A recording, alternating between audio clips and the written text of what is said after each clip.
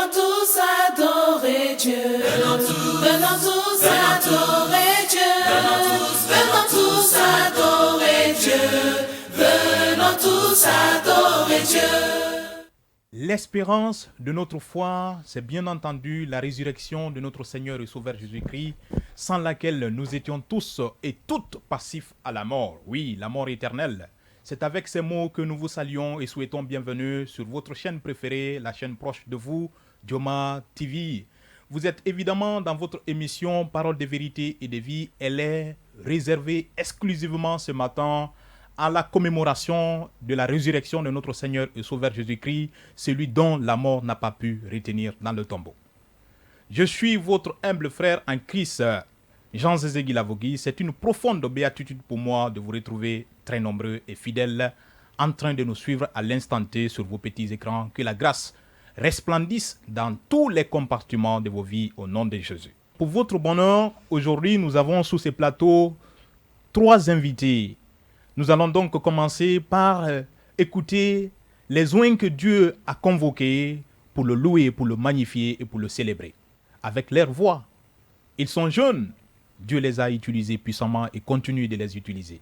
C'est bien entendu nos frères en Christ, Isaac Walaï Traoré et Émile, qui vont nous entonner un cantique qui va vous émerveiller pour commencer votre fête.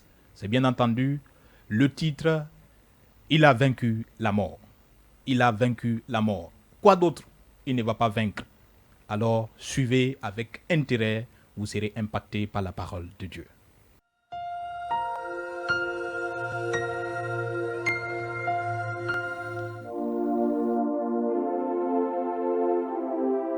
Ebenezer Studio. Pourquoi cherchez-vous le vivant parmi les morts? Everybody say, dis-moi qui tu fréquentes, je te dirai qui tu es, car ce sont les oiseaux de ma espèce qui se promènent ensemble.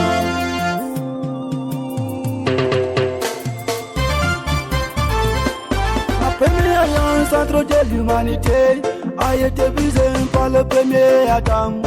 Pour réparer cette grave faute, il a fallu la venue de grand Messie, le désert Adam, l'agneau de Dieu, qui a le péché de l'humanité. Il a vaincu la mort, il est vraiment ressuscité. Il a vaincu la mort, il est vraiment ressuscité. Il a vaincu la mort, il est vraiment ressuscité. Il a vaincu la mort, il est vraiment ressuscité. Dans les cieux, c'est fait entendu une forte voix venant de l'éternel qui disait, qui enverrait et qui marchera pour moi autour de l'éternel des grands chefs d'armée, incapable de prononcer un mot, des grands veillards autour de l'éternel, incapable de soulever leur tête, mais l'agneau de Dieu, le tout-puissant, le souverain sacrificateur, est descendu dans sa majesté pour sauver l'humanité. Son nom c'est Jésus. Il a vaincu la mort, il est vraiment ressuscité. Il a vaincu la mort, il est vraiment ressuscité. Il a vaincu la mort, il est vraiment ressuscité. Il a vaincu la mort, il est vraiment ressuscité. Sur le chemin de Golgotha, Jésus fait maltraiter. C'est pourquoi les femmes de Jérusalem se sont approchées de lui et lui disent, Seigneur, que Dieu te bénisse, te protège, te fortifie, qui te donne la victoire sur tes ennemis. Jésus leur répondit, femme de Jérusalem, ne pleurez pas à cause de moi, peut-on pleurer à cause de vous-même et de vos enfants? Il a vaincu la mort, mon Jésus, il est vraiment ressuscité. Alpha, Oméga, il a vaincu la mort, éternel, il est vraiment ressuscité. Le premier et le dernier.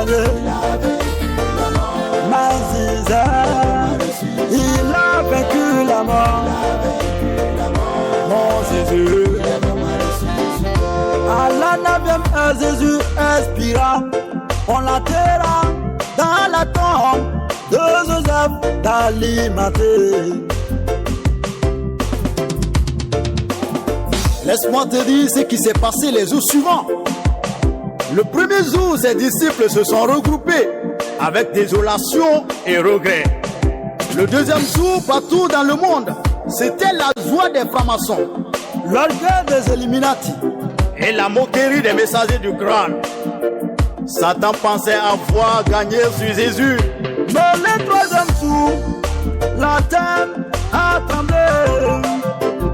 Jésus vaincu la mort, il est sorti victorieux. Il a vaincu la mort, il est vraiment ressuscité. Pour ton mariage, il est ressuscité. Il a vaincu ton célibat. Pour ta santé, il est ressuscité. Il a vaincu tous tes maux. Pour ta réussite, il est ressuscité. Il a vaincu ta pauvreté. Pour ton emploi, il est ressuscité. Il a vaincu ton chômage. Réjouis-toi, mon cher. Réjouis-toi, mon cher. Réjouis-toi, mon cher. Car Jésus t'a donné la victoire. C'est par sa maître issue que nous fûmes guéris. Et il nous a transportés dans le royaume de son Père céleste. Jésus. Il a vaincu la mort. Mon Jésus. Hey, Sada. Je suis celui qui suit. Le Dieu de Pasa Isaac Mara.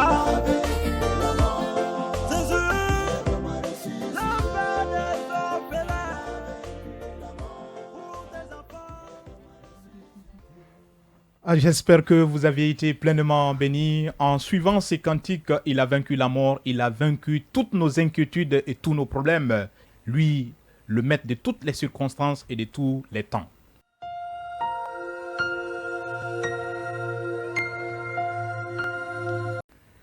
Nous avions été contactés par un ensemble de téléspectateurs et d'auditeurs ce matin pour savoir un ensemble de questions autour de la fête de Pâques.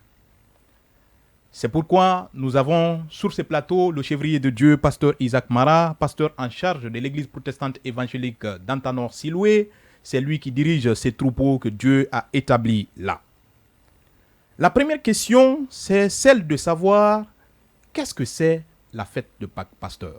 Parce que nous célébrons la fête de Pâques, mais nous ne savons pas qu'est-ce que ça signifie pour la plupart de nos téléspectateurs et de nos auditeurs qui nous suivent à l'instant T. Merci beaucoup pour cette question. C'est extrêmement important de savoir ce que c'est que la fête de Pâques, puisqu'il faut reconnaître que beaucoup célèbrent la fête de Pâques. Pour eux, c'est juste le côté festif qui les intéresse. Ils ne se posent pas la question, c'est quoi réellement la Pâques? Il faut souligner d'abord qu'il y a la Pâque juive et il y a la Pâque chrétienne. La Pâque juive, c'est la sortie du peuple d'Israël, du pays d'Égypte, de l'esclavage.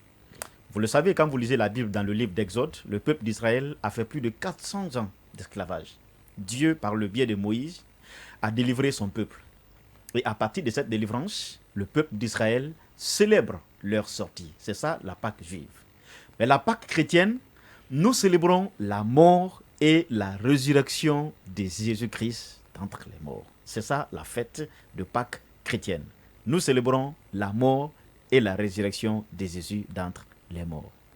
Voilà, j'espère que vous aviez largement compris. Nous célébrons la mort et la résurrection de celui dont la mort n'a pas pu retenir dans le tombeau. La seconde question posée par les téléspectateurs et les auditeurs est la suivante. Pourquoi devons-nous célébrer la fête de Pâques? Pourquoi, pasteur? Oui, ce pourquoi est important, il faut le savoir. Nous célébrons la fête de Pâques pour plusieurs raisons. D'abord, vous le savez, Jésus-Christ est mort et il est ressuscité d'entre les morts pour le salut de l'humanité. En commémorant cette fête, nous nous rappelons du prix que Dieu a payé par Jésus-Christ. Et donc, tous ceux qui ont accepté Jésus-Christ célèbrent la Pâque avec une attitude de reconnaissance pour le salut que Dieu a accordé à toute l'humanité. C'est la raison pour laquelle il faut célébrer la fête de Pâques. Parce qu'en célébrant Pâques, nous célébrons notre salut. En célébrant Pâques, nous célébrons notre victoire. En célébrant Pâques, nous célébrons notre délivrance de la main du diable, de la main du péché. En célébrant Pâques, nous célébrons notre réconciliation. Vous savez, Romains 3, 23 nous dit ceci, que car tous ont péché et sont par conséquent privés de la gloire de Dieu. Mais par Jésus, en Jésus, nous avons cette grâce d'être réconciliés avec Dieu. Et ça vaut la peine, pendant cette fête de Pâques, de dire à Dieu combien nous l'aimons, combien nous sommes fiers du salut qu'il nous a accordé. Et ça vaut la peine de le célébrer. Donc voici les raisons pour lesquelles, en tant qu'enfant de Dieu, en tant que chrétien, nous devons célébrer la fête de Pâques pour le salut, pour la délivrance, pour la mort, la résurrection de Jésus, pour la victoire qu'il nous donne. C'est important de le célébrer. Voilà, j'espère que vous êtes en train d'être édifiés à l'instant T en commençant déjà à célébrer votre Pâques sur vos petits écrans avec le pasteur Isaac Mara.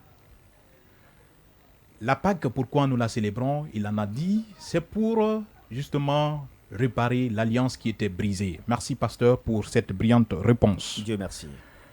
La troisième question dont les auditeurs et les téléspectateurs nous ont posée, c'est celle de savoir pourquoi dit-on que la fête de Pâques est la plus importante de toutes les fêtes chrétiennes? Je suis d'accord avec celui qui a posé cette question, que la fête de Pâques est la fête la plus importante. Sauf que la remarque générale est que c'est la fête la moins célébrée par rapport à la fête de Noël. Tout à fait. Vous voyez, la fête de Noël est beaucoup célébrée dans les églises par rapport à la fête de Pâques. Mais essayons de nous poser la question. Si le Christ, puisque Noël, nous célébrons la naissance de Christ. Mais si le Christ, après sa naissance et après son ministère, ça s'est soldé par exemple par la mort et sans résurrection. C'est comme si tout le parcours se soldait à un résultat zéro. Mais la fête de Pâques vient couronner tout ce que Christ a fait comme œuvre. Voilà pourquoi la Bible dit que la fin d'une chose vaut mieux que son commencement. La fête de Pâques pour nous, c'est le couronnement. C'est la victoire, le triomphe final. Voilà pourquoi j'ai dit, et celui qui a posé cette question, il a raison, que c'est la fête la plus importante. C'est ce qui nous différencie des autres. Parce que celui que nous adorons, il n'est pas mort. Celui que nous adorons, il est vivant. Il est le seul qui a vaincu la mort. Il est le seul qui est et qui demeure et qui demeurera toujours en vie. Voilà pourquoi nous sommes fiers de l'appartenir. Et nous n'avons pas peur de proclamer haut et fort que nous sommes délivrés, nous sommes sauvés.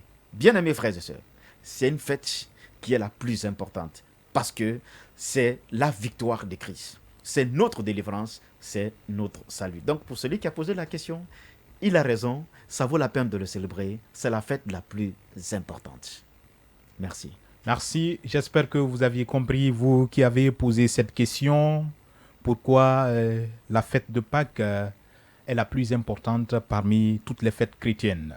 Pour donc couronner ces questions, nous aurons pour thème Jésus-Christ, le fondement de notre salut. Le Christ, le fondement de notre salut. Ce thème donc sera développé par l'élu de Dieu, pasteur Isaac Mara. Je vous invite à suivre avec attention ce message pour la gloire de celui dont la mort n'a pas pu retenir dans le tombeau. Bonne écoute à tous.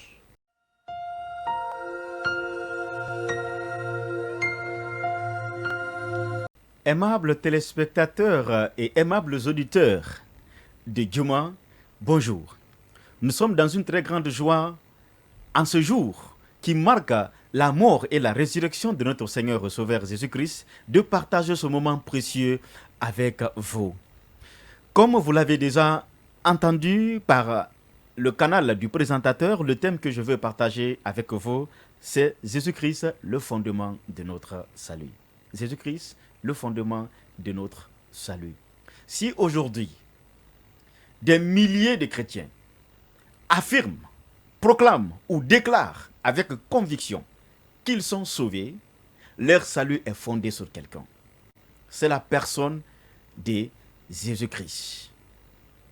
Et c'est important de parler de ce fondement de notre salut. Et tout à l'heure, nous allons lire un verset biblique qui va être notre verset de guide ou notre texte de base. Je vous invite, si vous avez vos Bibles avec vous, nous allons lire l'Évangile selon Luc, le chapitre 24. Nous allons commencer la lecture à partir du verset 46, 47 et le verset 48. C'est 3 versets. Je reprends l'Évangile selon Luc, le chapitre 24, le verset 46 jusqu'au verset 48. Je vais faire la lecture. Et il leur dit, « Ainsi il est écrit que le Christ souffrirait et qu'il ressusciterait des morts le 3e jour. » Verset 47, « Et que la repentance et le pardon des péchés seraient prêchés en son nom à toutes les nations, à commencer par Jérusalem. » Vous êtes témoins de ces choses. Ce texte que nous venons de lire a été écrit par quelqu'un qui a été utilisé par quelqu'un qui a fait la rencontre spéciale avec Jésus-Christ, qui est le fondement de notre salut. Il a pris tout son temps pour nous relater l'histoire de Jésus, de sa naissance, son œuvre, sa mort et sa résurrection. Et ce texte que nous venons de lire, c'est Jésus lui-même qui parle, qui rappelle à ses disciples les prophéties qui datent de longtemps, qui ont été annoncées à son sujet et qui sont accomplies. Et c'est le prophète Ésaïe qui a annoncé ces prophéties, qui a dit qu'il faut que Christ va mourir, il va ressusciter. Et quand il ressuscitera, le pardon des péchés, la repentance serait prêchée en son nom. Et ceux qui sont les témoins et les disciples premiers, ce sont les 12 apôtres qui l'ont suivi. Il est très important de se poser la question de savoir si le Christ est le fondement de notre salut, en quoi il est le fondement de notre salut. Nous allons essayer de répondre à cette question avec les éléments que nous allons trouver dans le texte de base que nous venons de lire dans Luc, le chapitre 24, 46 et le verset 48. Le Christ est le fondement de notre salut par sa souffrance. Oui, c'est le premier élément de réponse de la question en quoi le Christ est le fondement de notre salut. Il est le fondement de notre salut par sa souffrance. Et nous trouvons cela au verset 46, le verset 46a. Je vais relire le verset. Il est écrit que le Christ souffrirait. Il est écrit que le Christ souffrirait. Ou il est écrit qui a donné cette prophétie. Nous allons essayer d'interroger la Bible et la Bible va nous orienter dans le livre du prophète Ésaïe. Le chapitre 53, je vais commencer la lecture à partir du verset 1er. Suivez attentivement, vous allez vous rendre compte que quand Ésaïe donnait cette prophétie, personne n'imaginait que ça allait s'accomplir. Mais maintenant que cette prophétie est accomplie, le Christ renvoie les disciples dans le livre d'Ésaïe pour leur faire comprendre que ce qu'il a subi a été déjà prédit il y a de cela des années avant que cela ne s'accomplisse. Ésaïe dira, écoutez à partir du verset 1er, qui a cru à ce qui nous était annoncé? Qui a reconnu les bras de l'Éternel? Il s'est élevé devant lui comme une faible plante, comme un rejeton qui sort d'une terre desséchée. Il n'avait ni beauté, ni éclat pour attirer nos regards. C'est de Christ qu'il s'agit, bel et bien.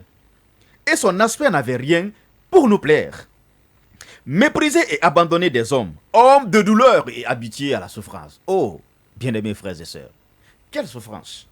Écoutez très bien, je vais reprendre ce verset qui souligne, qui soutient que le Christ a souffert. Et c'est l'un des fondements de notre salut, la preuve des fondements de notre salut. Méprisé et abandonné des hommes, homme de douleur, habitué à la souffrance, semblable à celui dont on détourne le visage. Nous l'avons dédaigné, nous n'avons fait de lui aucun cas. Verset 4. Cependant, ce sont nos souffrances qu'il a portées. C'est de nos douleurs qu'il s'est chargé, et nous l'avons considéré comme puni, frappé de Dieu et humilié. La Bible dit, le prophète Ésaïe déclare que c'est de nos souffrances, c'est de nos iniquités, toi et moi, que Christ s'est chargé. Mais il a été blessé pour nos péchés, brisé pour nos iniquités. Le châtiment qui nous donne la paix est tombé sur lui. Je vais vous expliquer cette partie attentivement. C'est comme si tu as commis une faute. Et on dit pour réparer cette faute-là, il faut subir cette sanction pour que tu sois pardonné. Et la sanction que tu devais subir, quelqu'un est venu prendre ça à ta place pour que toi, tu ne sois plus sanctionné et que tu sois déclaré pardonné. C'est ce que le Christ a fait. Vous connaissez le poids, vous connaissez les conséquences, vous connaissez le prix d'un seul péché. Eh bien mon frère, le prix c'est l'enfer. Il n'y a pas de prière qui peut expier. Il n'y a pas de bien qui peut égaler un seul péché. Vous prenez un seul péché. Vous prenez 1000 biens, un seul péché pèse lourd plus que 1000 biens. C'est pourquoi ceux qui comptent sur les bonnes œuvres pour expier leurs péchés se trompent. Le péché pèse assez lourd. Mais la bonne nouvelle que j'ai à partager avec vous ce matin, en cette fête de la célébration de la mort et de la résurrection de Jésus-Christ, c'est que le châtiment qui doit te donner le salut, le châtiment qui doit te donner l'accès au paradis, je vais être clair avec ce mot, le paradis, Jésus-Christ a pris ça pour toi. C'est ce que Ésaïe vient de nous confirmer. Nous étions tous errants, comme des brebis, chacun suivait sa propre voie. L'Éternel a fait retomber sur lui l'iniquité de nous tous. Oh, quel sauveur! Qui peut faire ça pour son prochain? Quel chef peut faire ça pour son prochain? D'ailleurs, vous remarquez, vous êtes témoins, plus que moi. La plupart des chefs d'État, au lieu de mourir pour leur peuple, envoient au contraire leur peuple à l'abattoir. Parce que c'est la nature de l'homme. Il préfère se sauver en sacrifiant la vie de son prochain que de se sacrifier pour son prochain. C'est ce que Jésus-Christ a fait pour toute l'humanité. Dieu a fait retomber sur lui l'iniquité de nous tous pour que notre punition soit déversée sur lui et que nous soyons sauvés, pardonnés par grâce, pas par mérite, par grâce. Donc, aimables téléspectateurs, en quoi le Christ est le fondement de notre salut? Il est le fondement de notre salut par sa souffrance. Il a souffert pour nous. Il a supporté la souffrance au-delà de la limite du supportable. Aucun homme n'a été trouvé digne de prendre la place que le Christ a pris. Personne. La Bible dit, quand la voix se fit entendre dans les cieux pour dire, qui enverrai-je? Qui marchera pour nous? Personne, ni les anges, personne ne fut trouvé digne de répondre à cet appel. Mais seul le Christ, qui est sans péché, l'envoyé de Dieu, qui a dit, Père, me voici, envoie-moi. Et le prix, il était prêt à le payer. A commencé depuis avant sa naissance, son ministère. Tout a été marqué par la souffrance. Une souffrance que le langage humain ne peut pas exprimer, que le corps humain ne peut pas supporter. La souffrance était tellement atroce qu'à un moment donné, il a dit dans le jardin de Gethsémani, Père, s'il était possible que cette coupe s'éloigne de moi, mais toutefois, non pas ma volonté, mais ta volonté. Et sur la croix, d'ailleurs, il a crié, Père, Père, pourquoi tu m'as abandonné? Tellement que la souffrance était atroce. Puisque retenez bien que le Christ, quand il était sous terre, il était 100% homme, il était 100% Dieu. Et ce côté humain a ressenti la plus grande douleur. Il a crié, Père, pourquoi m'as-tu abandonné? Quand il criait là, c'est le poids du péché de l'humanité. C'est le poids de ton péché qui était sur lui, qu'il était en train de prendre. Pour qu'aujourd'hui, toi et moi, tu puisses rentrer librement et recevoir ce salut, pas par tes mérites, pas par tes œuvres, mais en acceptant ce que le Christ a payé pour toi. Ça, c'est le premier élément de réponse. En quoi le Christ est le fondement de notre salut. Deuxième, le Christ est le fondement de notre salut, oui, par sa mort et par sa résurrection. Par sa mort et par sa résurrection, nous allons relire le texte de base de Luc, le chapitre 24, 46b. et qu'il ressusciterait des morts le troisième jour. Et qu'il ressusciterait des morts le troisième jour. Oui, le Christ est mort et il est ressuscité. C'est le message complet de l'évangile. C'est la Bible qui l'atteste. Contrairement à beaucoup qui croient et qui disent que le Christ n'est pas réellement mort, le moment de sa mort, il a donné son visage à quelqu'un, lui il est resté comme ça. Il a joué un peu comme un tour de magie. Mais la Bible vient démentir ces propos qui ne sont pas fondés. Ce que la Bible affirme et ce que nous croyons, c'est que le Christ est réellement mort, lui-même en personne, puisque telle était sa mission. Il fallait qu'il meure. Et après sa mort, après 3 jours, la Bible déclare qu'il est ressuscité d'entre les morts. Je vous donne un exemple très simple. Je sais que les cultivateurs comprendront cela. Quand vous avez les graines de maïs, ça ne va jamais pousser sans que ça ne passe par le processus de décomposition. C'est pourquoi on enterre les graines dans la terre, ça meurt, ça pourrit. Et après, ça germe à nouveau. C'est là le processus de la résurrection. C'est là le miracle de la résurrection. Pour ceux qui ne croient pas, demandez aux planteurs, ils vous confirmeront que c'est vrai. Parce qu'il faut enterrer les graines complètement. Vous l'oubliez comme si vous n'avez plus besoin de lui, que les graines vont germer encore à nouveau. Le Christ est réellement mort. Si on parle de la résurrection, on parle de la mort. On ne peut pas parler de la résurrection sans parler de la mort. C'est vrai, on peut parler de la mort sans parler de la résurrection, mais on ne peut jamais parler de la résurrection sans parler de la mort. Si la Bible affirme et confirme que le Christ est ressuscité, c'est qu'il est réellement mort et il a fait 3 jours dans le tombeau et il est ressuscité d'entre les morts le 3e jour, ce qui fait de lui l'unique. Beaucoup de personnes dans ce monde ont eu la chance ou la grâce, après avoir fini de connaître la mort, ils sont ressuscités. Mais la différence est que aujourd'hui, ils ne sont plus en vie. Dans la Bible, il y a beaucoup de personnes qui sont revenues à la vie après la mort. Lazare, par exemple, est revenu à la vie. La fille de Jairus, qui était morte aussi, Jésus l'a ressuscité. Même l'apôtre Pierre, à un moment, a ressuscité une sœur qui s'appelait Tabitha ou Dorcas dans le livre des Actes des Apôtres. Mais aujourd'hui, tous ceux-ci sont morts. Mais Jésus-Christ, lui, il est en vie et c'est pour toujours. C'est là encore l'un des fondements, les preuves de fondement de notre salut. Le Christ, Jésus, est mort et qu'il est ressuscité d'entre les morts. Pour que la mort soit vaincue. Pour que la mort ne te sépare plus de Dieu. Pour que par sa mort et par sa résurrection, toi tu puisses avoir la vie même après ta mort. Au dernier jour, tu ressusciteras et tu vivras devant la face de l'Éternel éternellement. Je vais vous inviter de lire le livre de 1 Corinthiens. Le livre de 1 Corinthiens, le chapitre 15. Il est écrit, l'apôtre Paul qui parle, « Je vous rappelle, frères, l'évangile que je vous ai annoncé et que vous avez reçu, dans lequel vous avez persévéré et par lequel vous êtes sauvés. Si vous le retenez tel que je vous l'ai annoncé, autrement, vous auriez cru en vain.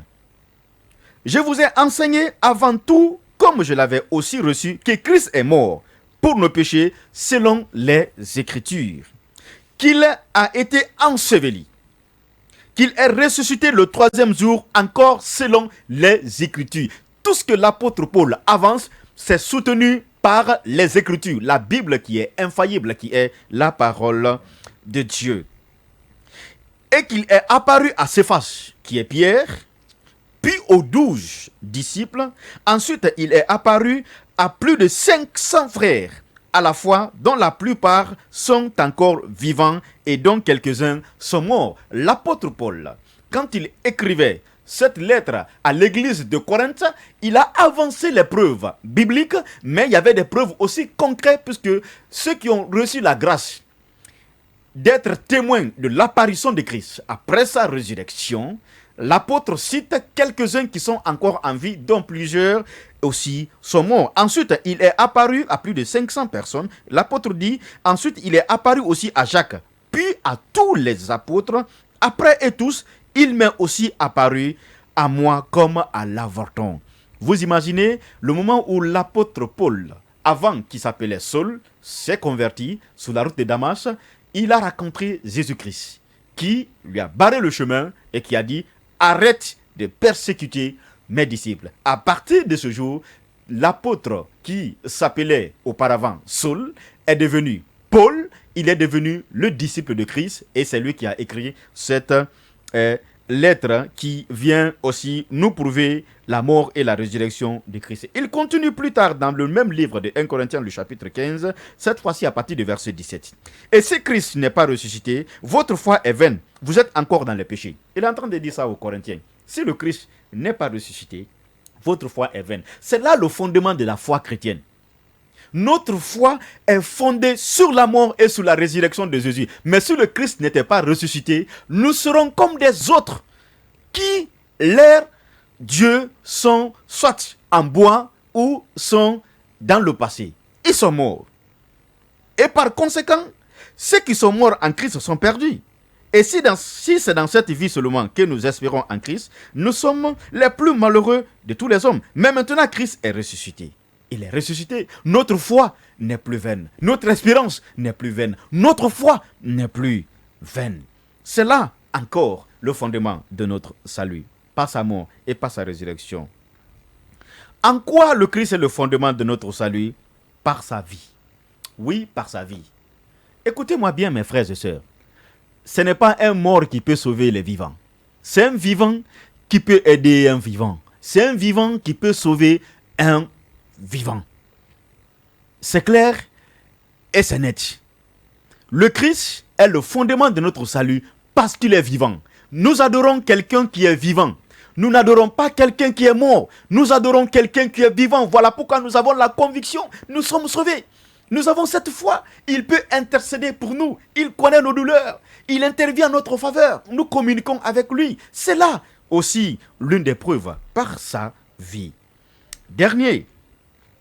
En quoi le Christ est le fondement de notre salut?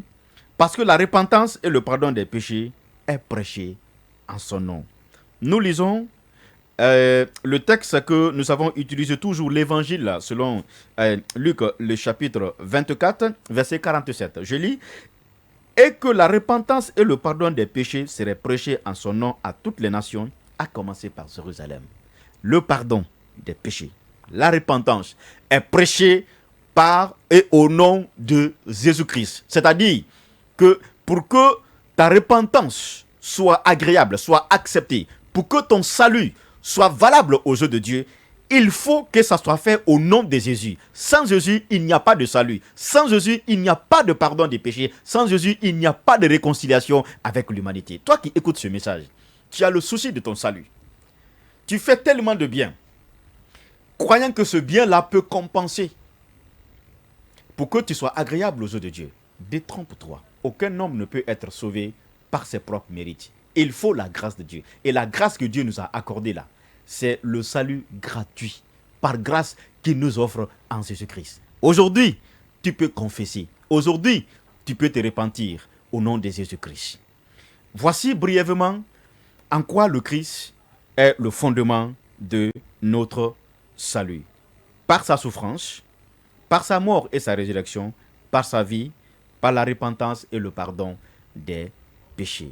Je vous souhaite une très bonne fête de Pâques à tous les fidèles chrétiens de Guinée et partout ailleurs. Et je prie que cette fête encore vous rapproche davantage de Dieu et que ceux qui n'ont pas encore reçu le salut, qu'ils soient sauvés. Que le Seigneur vous bénisse. Nous disons grand merci à Loin de Dieu pour ces brillants messages qui se passent sans commentaire. Loin de Dieu, que le Seigneur vous bénisse abondamment. Nous sommes à terme de cette émission, mais avant de vous quitter, nous vous laissons avec le verset de la semaine, le verset que nous vous recommandons à méditer tout au long de cette semaine. La lecture dont nous sera faite par Loin de Dieu, pasteur Isaac Mara. Bonne écoute à tous et à toutes.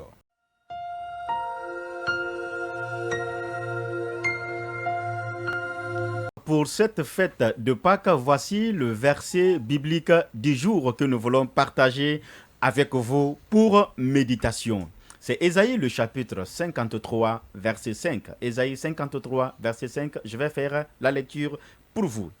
Mais il a été blessé pour nos péchés, brisé pour nos iniquités. Le châtiment qui nous donne la paix est tombé sur lui, et c'est par ses meurtrissures que nous sommes guéri.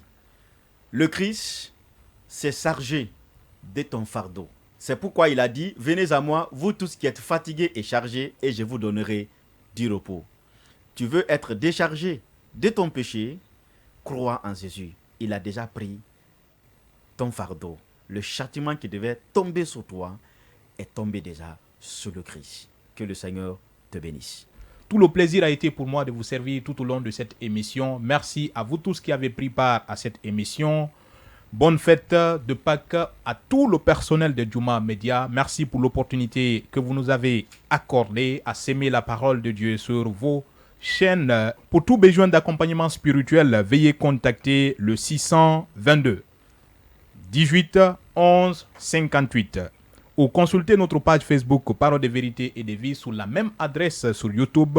Nos conseillers seront là pour vous accompagner à consolider vos liens avec le Christ ou l'accepter en tant que sauveur. Bonne fête à tous et à toutes.